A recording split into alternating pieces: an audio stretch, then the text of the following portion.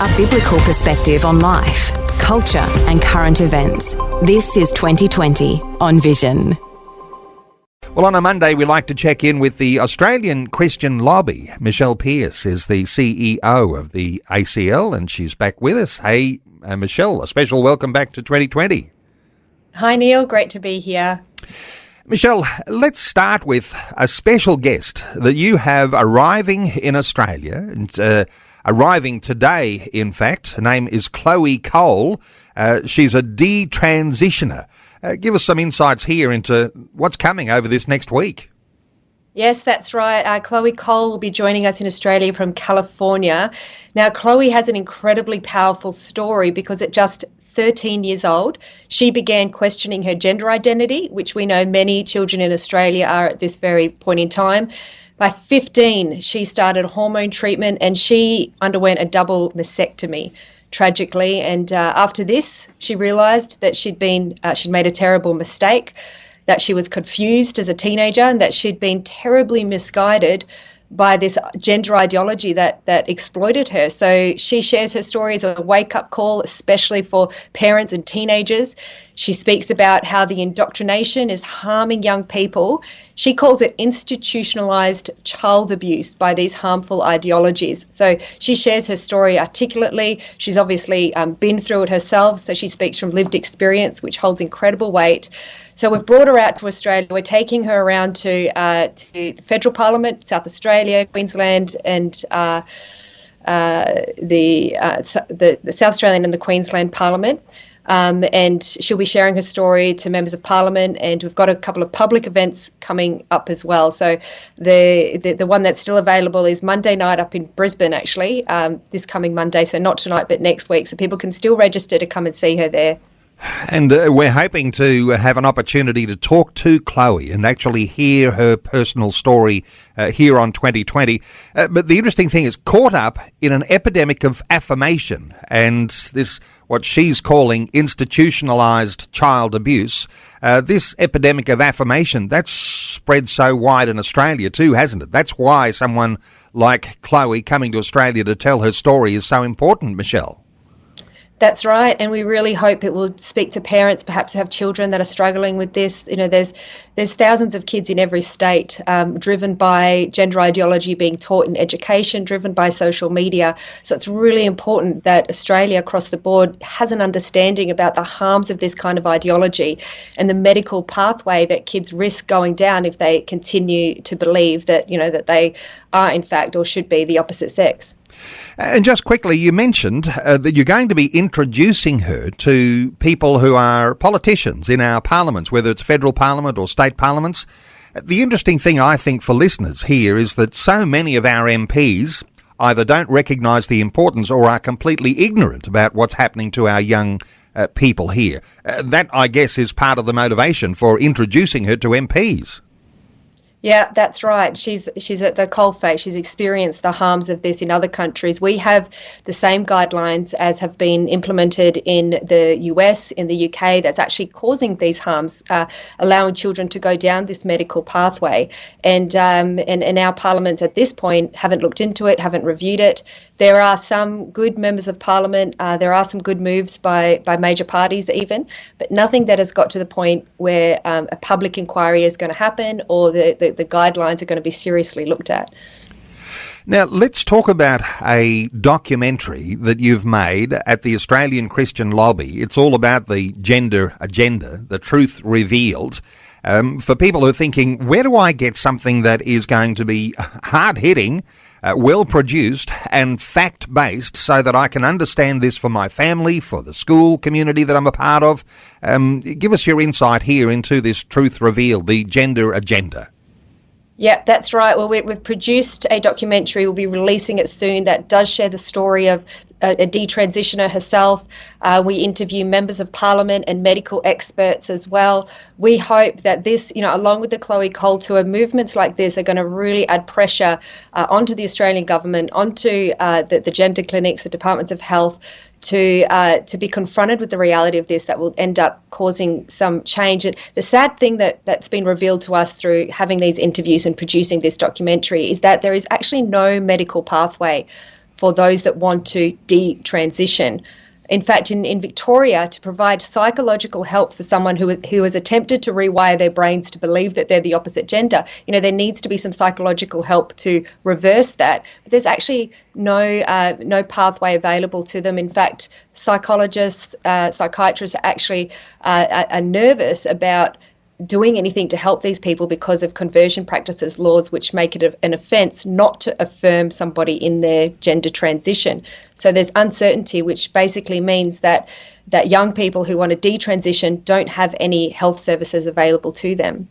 And one of the things that we've been saying now, in fact, for some years, is that people who are going through this challenge in their life, Christians are often their only friend, because we're the ones who are speaking up and saying someone needs to be able to tell you the truth here. And often doctors don't even have the permission to tell truth to their patients. But this lobbying and pushing for some sort of, support base for people to detransitioning, is this something of a push that you're making too, Michelle, in the corridors of power?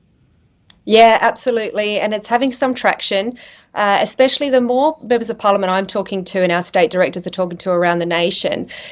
They're having personal experiences with friends of theirs whose children are struggling with gender identity or are wanting to start on puberty blockers. So it's becoming more personal to them, and they're seeing firsthand the damages that are resulting from gender ideology, primarily in the education system. So we've had movements like the Attorney General in Tasmania, Guy Barnett. He's written to the Health Minister, the Federal Health Minister, asking him to consider a review of public gender services at a Commonwealth level. We've had the WA Liberals say that if they were elected, they will ban puberty blockers for minors. The Country Liberal Party in the Northern Territory has said that they will conduct an independent inquiry into cross-sex treatments for children in the Northern Territory if they are elected in the next election. And in New South Wales, the Liberal Party membership actually passed a motion with majority support calling for the ban of medical transition for minors. So we are seeing some movements around the nation. Unfortunately, it's not enough to get to an inquiry at this point, but we're continuing to push and hoping that momentum will continue to build. Momentum's the key here, isn't it? And as you mentioned, all of those different dimensions, you've got to get dimensions, and then they start in their infancy, and then they've got to grow, and they've got to, in fact, I'm going to talk to you about this too, because obviously there's funding required for all of these things to continue to grow and to really get traction. You've got a fantastic team of state directors for the Australian Christian Lobby in all the states and territories. They're responsible for all sorts of issues there, and they're knocking on the doors of MPs, and they're making known what the Christian lobby position is on so many of these different policies. With all of the momentum that is, you might even say, starting to grow and get very significant, how are the major parties responding to these lobbying efforts that you have on these issues? Yeah, I mean, it's bit by bit and member by member. And I'm the CEO, so of course I would say this, but I truly believe that the ACL is more necessary today than it has been ever in its history. That the bombardment of legislation that's coming at us from every state at all angles through multiple different ways of trying to achieve an anti-Christian agenda, we just have to continue to be putting our argument forward. And on some key things, we really are holding the line. And it's because of discussions that we're having at these top levels of power that we're pushing back. We're putting forward really logical arguments, and it's causing the major parties to rethink, really pushing forward on this anti-Christian agenda. The anti-discrimination bill in Queensland. Now, recently we've seen the protection for Christian schools to be able to maintain their rights in employment. That was because of a push by Christian leaders, by submissions put in by Australian Christian lobby supporters and Christians, around Queensland, that ended up holding the line on that. But it doesn't stop. If they fail one way, something else will come at us, and then we just have to keep forming these new strategies. So we do feel like it's more of a holding the line than progressing, our agenda in any way. But it's absolutely necessary at this point that we do hold the line before we can achieve any positive movements.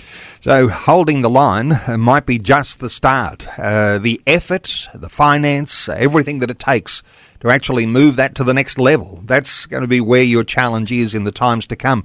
And it's not just politicians who are necessary to be able to lobby here too, because there's this undercurrent goes right through the bureaucracy that's running these things in Australia, and there's real challenges that are ahead.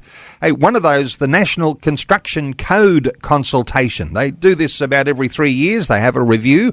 What's concerning about that for you? That's right, and this is why ACL has to be so vigilant to be looking at this from all angles, because actually this came to us from one of our supporters, alerted us to a National Construction Code consultation into all gender sanitary facilities.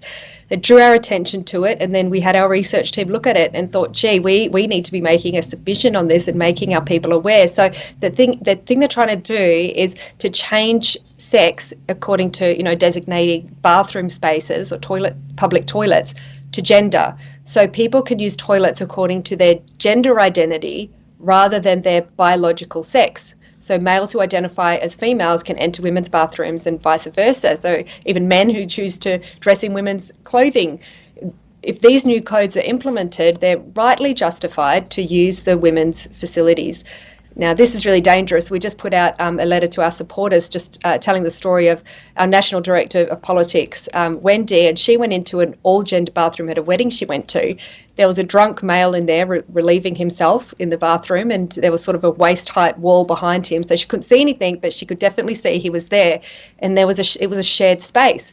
So the only way that Wendy could use the toilet was to go into the same room as this man who was relieving himself. Talk about an affront to moral decency. And so we should all be concerned because, we often, as a parent, I let my little girl, she's 12, go to the toilet by herself. But if bathrooms are based on gender identity rather than biological sex, I just wouldn't feel safe letting her go.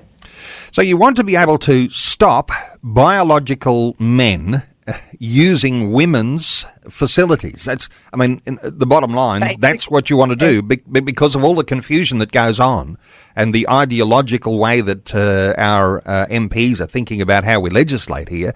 Somehow or other, you've got to get through, wait a minute, these women's only spaces are necessary for safety. And somehow or other, that's not being picked up on, is it? No, it's very basic. It's very logical. It's very much common sense that there are two sexes, and I think the general Australian public, they think we'll just let people do what they want to do. But when it comes to their spaces, when it comes to the safety of their children, they don't want men who identify as women coming into female spaces, and it's just for the sake of, like I said, moral decency, and that word just keeps going over and over in my mind because that's what's at threat here. Women being able to go to the bathroom in their own spaces, and men as well. It's simple modesty and it's common sense, and we've got to protect and hold the line on our single-sex spaces. Let's talk about what's going on in the state of Queensland. Respect at Work and Other Matters Amendment Bill in Queensland. You're seeing this as another threat to Christian freedoms. What are the issues that are going on for Queenslanders right now? Yes, that's right. It's called the Respect at Work and Other Matters Amendment Bill. It came across our desk last week. It's a bill that's been tabled in Parliament. Now, this is another thing I think I mentioned before. It's just happening at a faster pace. These sorts of anti-discrimination type laws that are creating offences that are based on the feelings of another person and are actually completely subjective. So they use words like degrading behaviour or psychological harm, and a new one in this legislation is called objectionable conduct. Now, these words, they sound terrible. We don't want as Christians to degrade people or cause people psychological harm, but things like misgendering, calling somebody a gender identity that they're not, could be said to cause psychological harm and could be an offence. Posting about the dangers of the abortion pill online could be called misinformation and cause harm to the health of Australians. So according to these definitions, things that Christians say, whether it's online, workplaces, public speech, and even in some cases, even what you say in private speech that could be overheard by somebody and cause offence to them could be captured within these definitions. So, all of these bills, is where our main battles are at the moment because of the bombardment that's coming in thick and fast. The latest one of these being this legislation in Victoria, but it's through vilification laws. Even Labor's draft religious discrimination laws had some phrasing such as this: misinformation laws, online safety laws, conversion therapy laws, equal opportunity laws, all using subjective language that end up landing Christians, like Lyle Shelton, who was accused of hate speech for simply pointing out the dangers of drag queens in Storytime, landing Christians in front of the courts. So it's dangerous. This is our main games, our main battles that we're fighting.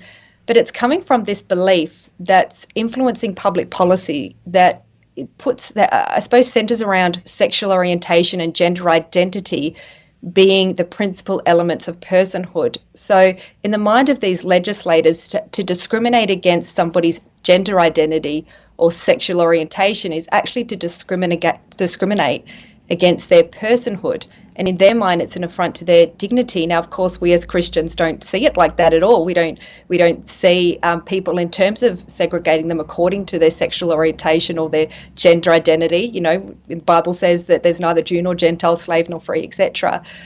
So if someone is being discriminated against because of their race or sex, and of course the law needs to protect them. But the problem is that they're drawing in all of these other sorts of identities and orientations into personhood. And it's not only a fallacy, but it's a great threat to human flourishing, because as Christians, we know gender surgeries are harmful, puberty blocking treatment is harmful, promiscuous sex is harmful. And so we're not discriminating against somebody just because we misgender them. It's actually because we really care about them. We don't want our friend to go down the path of harmful gender surgery. So we don't want to affirm that we believe is loving. But in this new paradigm, to misgender your friend could be an offence. And you've described a whole host of issues that have been rammed through in our parliaments, state and federal, in recent years, that have really, played havoc with this view that there are male and female, and it's certainly doing all sorts of dreadful things to the psychological makeup of children and teenagers who are going through real issues. But there's something very interesting, because while we're talking about what's going on in Queensland, this Respect at Work and Other Matters Amendment Bill, it appears that the Queensland government doesn't really want to pick a fight with Christians in the lead up to a state election. And there's even some thought that in a federal sense, so far as religious freedom issues go, that the federal government's not wanting to pick a fight with churches around that, because, there's another federal election due, maybe even late this year, but probably early next year. This thought that, so much has been rammed through our parliaments, and all of a sudden it's election time, maybe we better not pick a fight with the churches. Any thoughts here from you, Michelle? Yeah, well, I think it's an admission by that the federal Labor government that these things are incredibly controversial. That that Christians don't want the type of religious discrimination bill that's going to threaten their freedoms, and so they'll put it on hold because they acknowledge that Christians want to obviously protect their freedom, protect their institutions. So, but the Queensland Labor government at the same time are trying to push something through that is terribly controversial, that is going to harm Christian freedoms, and so we are hoping that mindset of federal Labor of not wanting to pick a fight, that they'll instruct Queensland Labor to put this one away. In the name of rights and freedom, it's actually working to suppress the freedom of Christians and suppress religious freedom around the nation. And we've got to continue to hold the line and push back on that. You might even assume, with all of the things that I was saying have rammed through our parliaments, that maybe the fight has already been picked. That might be the case. Hey, running out of time, you do have an end of financial year appeal. I do want to actually just ask you about the need there, because there'll be listeners who recognise the value of the Australian Christian lobby in standing up and being there, knocking on the doors of MPs, being in the corridors of power, having campaigns that stimulate and motivate and bring to action those Christian believers in every state and territory around the nation to be able to take some action and get that momentum happening. I mentioned a little earlier, somehow or other, if you're just holding the line, it probably takes a lot of finance even just to help push things to the next level. What's the need right now, Michelle? I guess it's a free kick. It's the end of the financial year. What is the absolute need at the Australian Christian Lobby right now? Thanks so much for that opportunity, Neil. Now, we are, as you know, 100% funded by donations, by the generosity of our very generous supporters. Our end-of-year financial goal, we've got $250,000 left that we need to make up within the next 6 days. That really helps to put us in a good starting position for the 25-26 financial year, where we make all of our lobbying plans. There is so much that we need to do. We need to continue to fund our state directors, to pay them salaries so they can continue to do this lobbying work, to fund our campaigns to change the hearts and minds of Australians on these issues, to continue to build on the momentum that we've already created.